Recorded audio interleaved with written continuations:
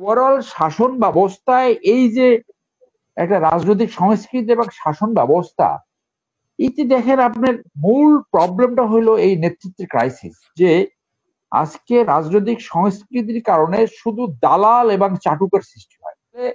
তিনি নাকি এই টিএসসি তে দাঁড়াইয়া আর কোনো কথা বলতে পারতেন না, ওই প্রোগ্রাম নাকি করা যেত না।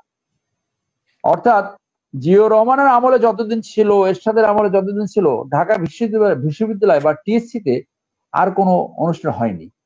এই যে রূপসার একজন এমপি খেলোয়াড়, রূপসা যাকে সুমন ধরছে, যে অবৈধভাবে বাড়ি দখল করে আছে, তারপর আপনি দেখেন মাশরাফি, তুমি একজন খেলোয়াড়, তোমার কেন এই এই এই খয়রাতি মার্কে এমপি হইতে? দেখুন, বাংলাদেশ ব্যাংকে যা কিছু হচ্ছে, এইটার সম্বন্ধে আপনার আগে আলোচনায় কিছু বলেছিলাম, এখন আরেকটু আলোকপাত করি।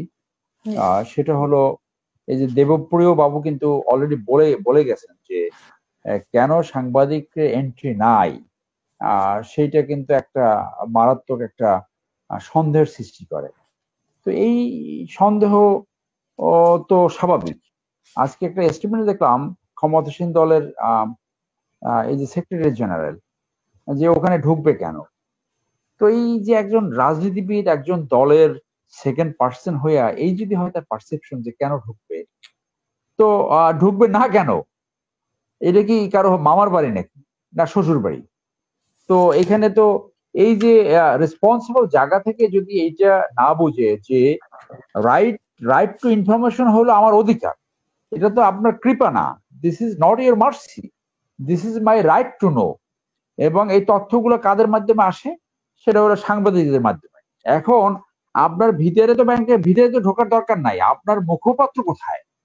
বাংলাদেশ ব্যাংকের একজন মুখপাত্র থাকার কথা, সে জবাব দিবে দরকার দিনে যতক্ষণ সাংবাদিকরা স্যাটিসফাইড না হবে ততক্ষণ পর্যন্ত he has to reply. This is not his mercy, this is his duty, this is his responsibility. যে জনগণের জন্য যারা তথ্য কালেকশন করে পেপার পত্রিকার মধ্যে জানবে, আপনার সেটা বলতে হবে। যার জন্য আপনি যখন কিছু লুকাবেন তখন সন্দেহ ঘনীভূত হবে, তখন ওখানে কোনো সমস্যা আছে বলে এটা দৃশ্যমান হয়। বিকজ অতীতে যতবার এরকম হয়েছে যেখানেই তথ্য লুকানো হয় সেখানেই দেখা যায় যে কিছু একটা ঘটেছে। তো এখন আমাদের দেশ এমন একটা দেশ যে দুর্ভাগ্য, আমাদের যে ফোর্থ স্টেট মিডিয়া, এর এই এক্সেপশন ব্যতীত এরা আইদার একদম আওয়ামী লীগের পদলাহনকারী অথবা ওই ইন্ডিয়ান পদলাহনকারী। এবং তাদের ভাষ্য যদি শোনেন যে তারা যখন মিডিয়া ব্যবসা করে, তারা যদি সরকারের বিরাগ ভজন হয়, তাদের ব্যবসা নষ্ট হয়, তাদের লাইসেন্স চলে যেতে পারে, এইগুলো তো রয়েছে।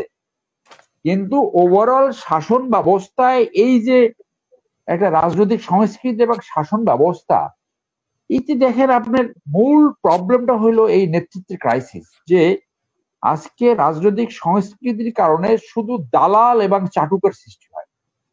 দালাল এবং চাটুকার, কিরকম চাটুকার সৃষ্টি হয় আমি ছোট্ট একটা উদাহরণ দিই। গত পরশুদিন 16 তারিখ আমি ঢাকা বিশ্ববিদ্যালয় অ্যালামনাই অ্যাসোসিয়েশনের একটা অনুষ্ঠানে ছিলাম, বার্ষিক সাধারণ সভায়। তো ওই সাধারণ সভায় এসে দেখলাম এই ফেরদৌস নামে একজন এখনকার এমপি আর নায়ক, আবার সে সেটা সবাই উপস্থাপক। তো এই উপস্থাপক মানে আর কোনো উপস্থাপক নাই, ঢাকা বিশ্ববিদ্যালয়ে আর কোনো উপস্থাপক নাই। উনি এসে বললেন যে 16 তারিখ বললেন যে 17 তারিখ যদি না আসতো, অর্থাৎ বর্তমান প্রধানমন্ত্রী যদি দেশে না আসতেন, তাহলে তিনি নাকি এই টিএসসি তে দাঁড়াইয়া আর কোনো কথা বলতে পারতেন না, ওই প্রোগ্রাম নাকি করা যেত না। অর্থাৎ জিয়াউর রহমানের আমলে যতদিন ছিল, এরশাদের আমলে যতদিন ছিল, ঢাকা বিশ্ববিদ্যালয় বা টিএসসি তে আর কোনো অনুষ্ঠান হয়নি। এইরকম নিম্নমানের যদি নায়ক থাকে, সো লো ইনট্যাক, সো আনকুত, চাটুকার, দালাল, কোনো ভিন্ন মত এখন নাই, কোনো ভিন্ন মত নাই।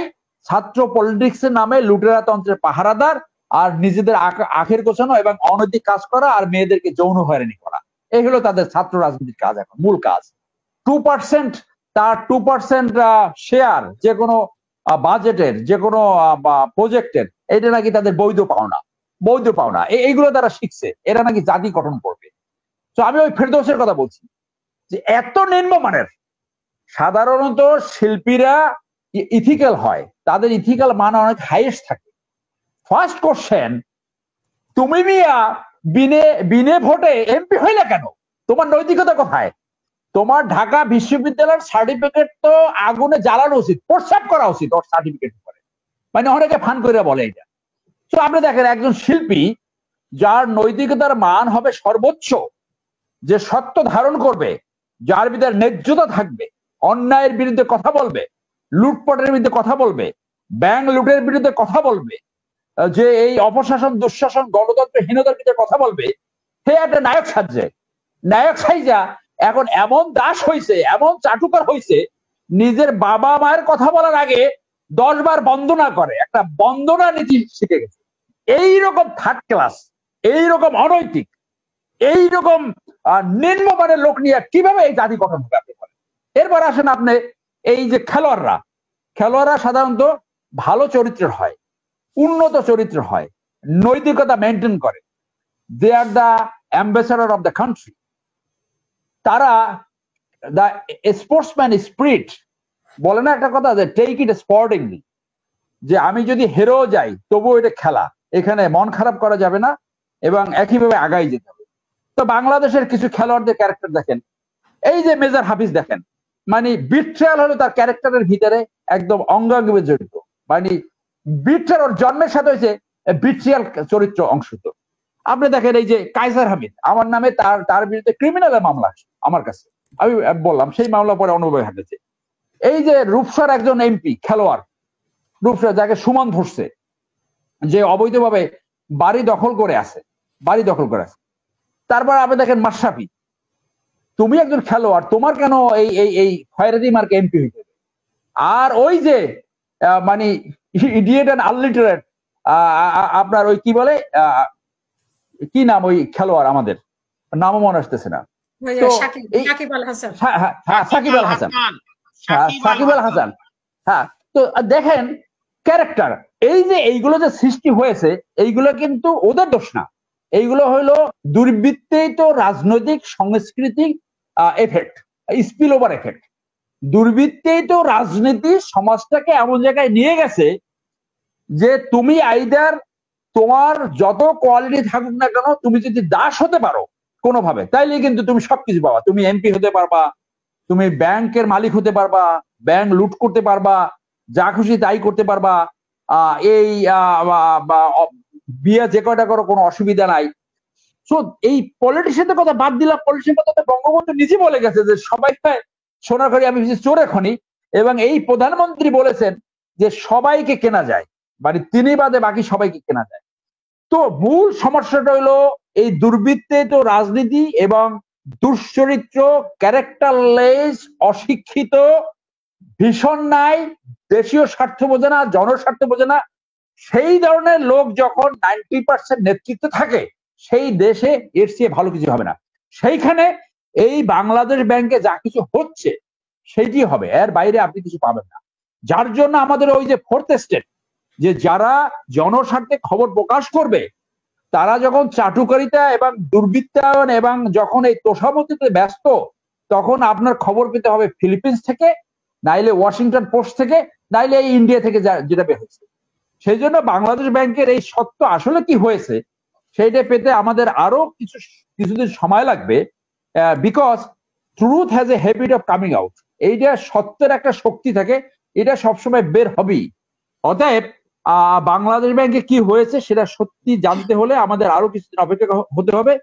তবে আমি যেহেতু অর্থনৈতিক ছাত্র না, আমি যারা এই রিজার্ভ নিয়ে কথা বলে তাদের এই ধারণাটা আমি বুঝতে পারি না, যে রিজার্ভ 5 বিলিয়ন 10 বিলিয়ন অথবা 50 বিলিয়ন থাকলে কি হয়।